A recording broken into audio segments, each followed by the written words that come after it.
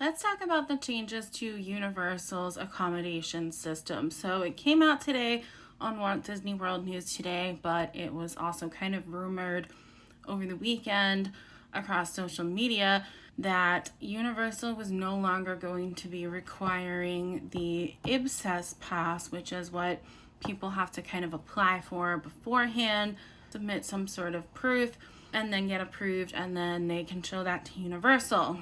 So Walt Disney World News today published that they are no longer requiring it, and the disabled Linda on TikTok, who was at Universal, went and clarified that it's not that they are completely removing this option entirely.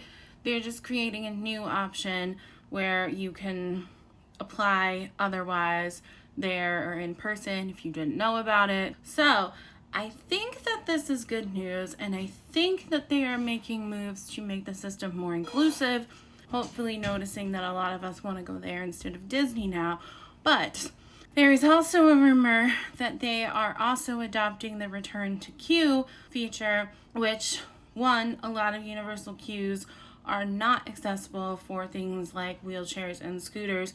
And two, this return the queue option has not been working at Disney already because it requires people to essentially push themselves to their limit before they get an accommodation. And that's not how that's supposed to work. An accommodation is supposed to help you avoid getting to that problematic stage in the first place. So I do not know if this part is true. I'm curious to hear from you all. If you are going to Universal, if you work at Universal, what have you heard and what has been your experience?